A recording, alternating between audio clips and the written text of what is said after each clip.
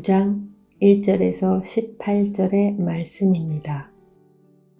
지혜가 그의 집을 짓고 7 기둥을 다듬고 짐승을 잡으며 포도주를 혼합하여 상을 갖추고 자기의 여종을 보내어 성중 높은 곳에서 불러 이르기를 어리석은 자는 이리로 돌이키라. 또 지혜 없는 자에게 이르기를 너는 와서 내 식물을 먹으며 내 혼합한 포도주를 마시고 어리석음을 버리고 생명을 얻으라. 명철의 길을 행하라 하느니라.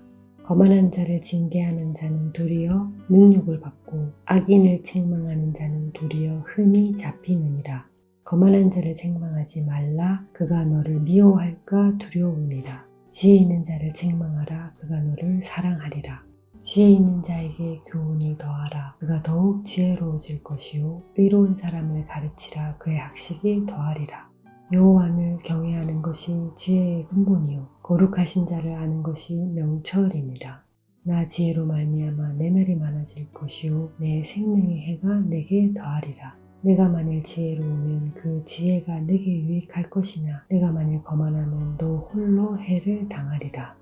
미련한 여인이 떠들며 어리석어서 아무것도 알지 못하고 자기 집 문에 앉으며 성읍 높은 곳에 있는 자리에 앉아서 자기 길을 바로 가는 행위를 불러 이르되 어리석은 자는 이리로 돌이키라. 또 지혜 없는 자에게 이르기를 도둑질한 물이 달고 몰래 먹는 떡의 맛이 있다 하는도다. 오직 어리석은 자는 죽은 자들이 거기 있는 것과 그의 객들이 수어 깊은 곳에 있는 것을 알지 못하느니라.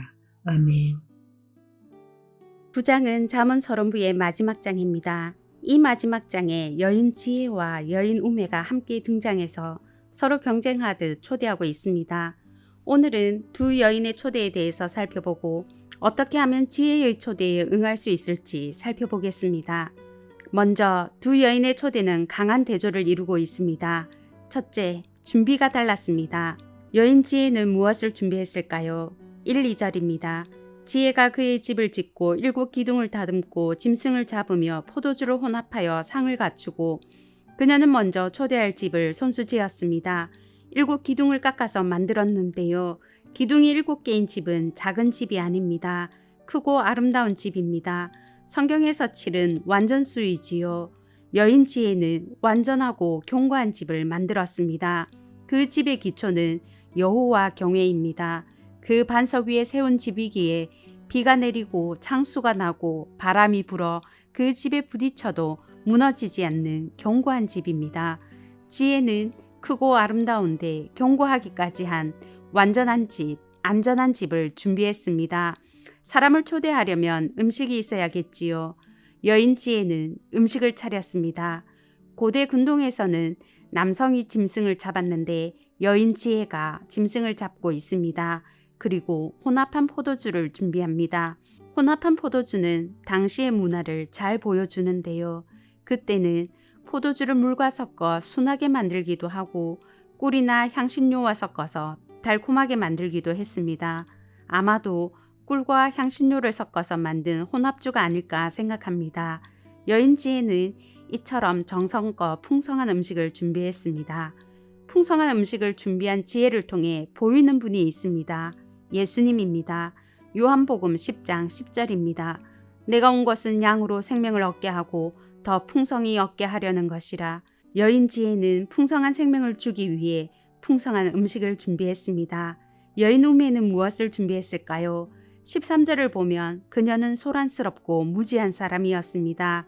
지적으로 무지한 사람이 아니라 도덕적으로 영적으로 무지한 사람입니다.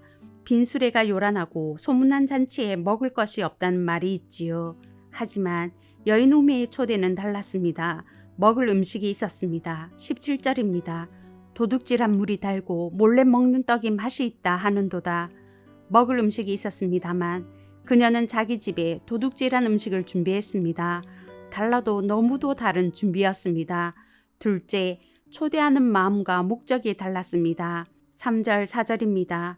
자기 여종을 보내어 성중 높은 곳에서 불러 이르기를 어리석은 자는 이리로 돌이키라. 여인 지혜는 격식을 갖추어 여종을 보내어 초대했습니다. 어리석은 자가 돌이키기를 간절히 바라는 마음으로 초대했습니다. 여인 지혜의 초대는 처음이 아닙니다.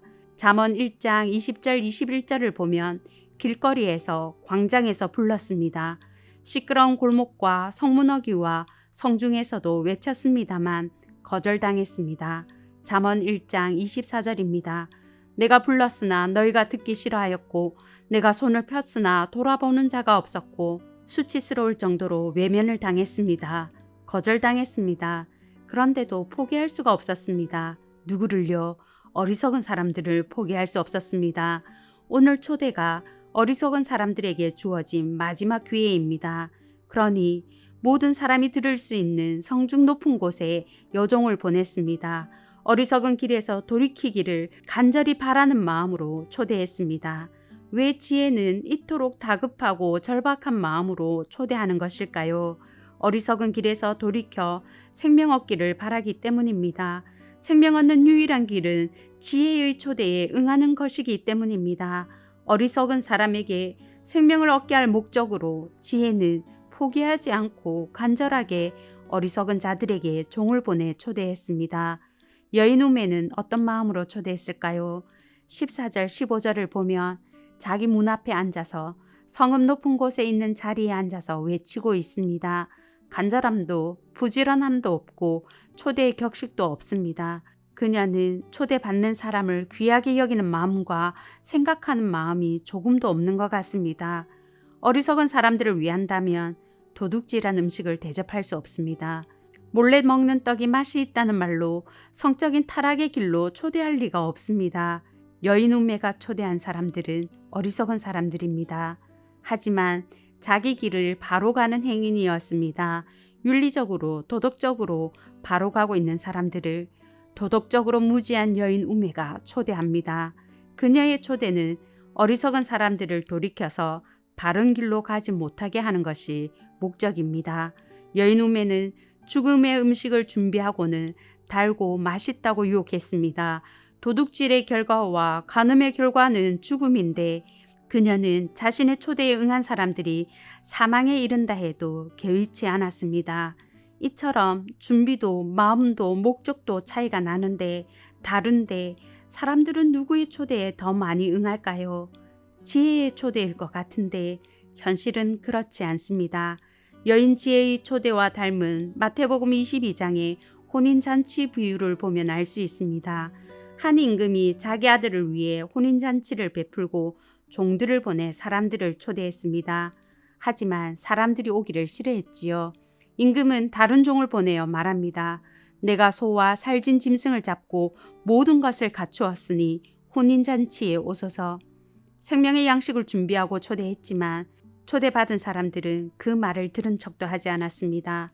바쁘게 제 갈 길을 갔습니다. 밥 깔고 장사하러 가는 것이 더 시급하고 더 이익이라고 생각한 것 같습니다. 결과는 비참했습니다. 마태복음 22장 14절입니다. 청함을 받은 자는 많되 택함을 받은 자는 적으니라. 지혜는 모든 어리석은 사람들을 초대했지만 초대를 받아들이고 생명을 얻은 사람은 소수였습니다.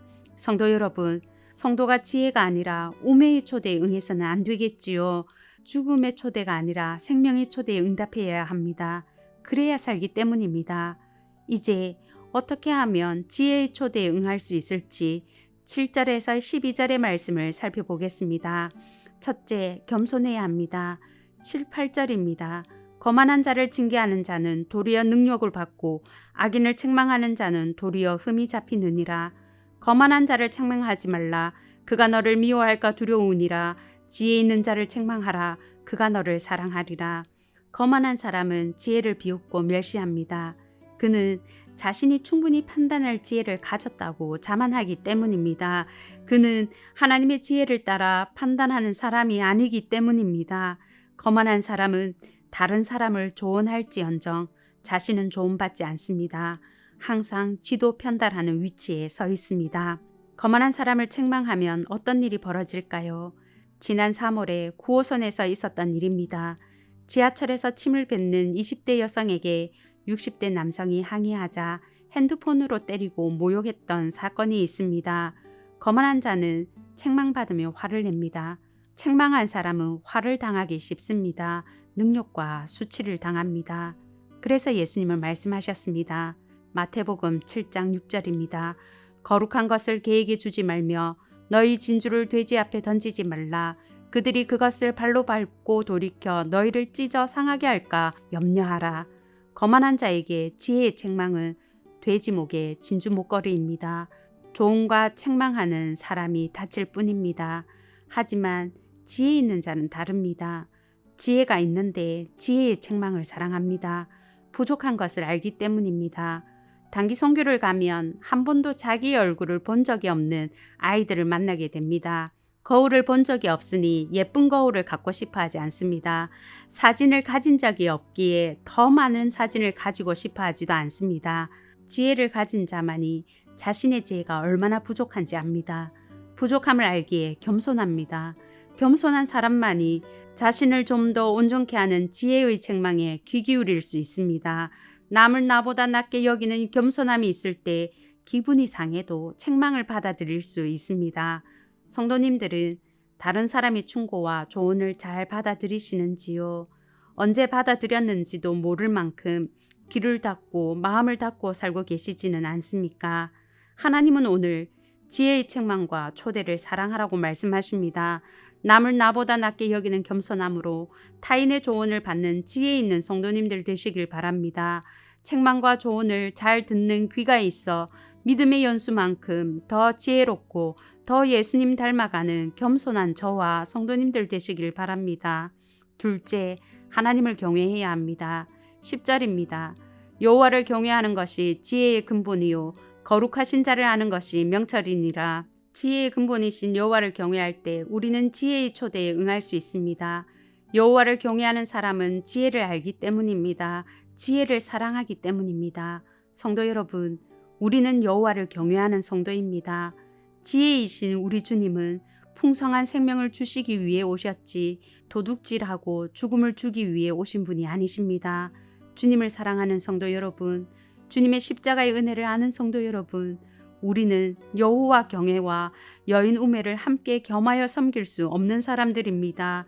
지혜가 주는 생명의 양식의 즐거움과 풍성함을 맛본 사람입니다. 어떤 비바람에도 무너지지 않는 지혜의 집에 거하는 사람들입니다.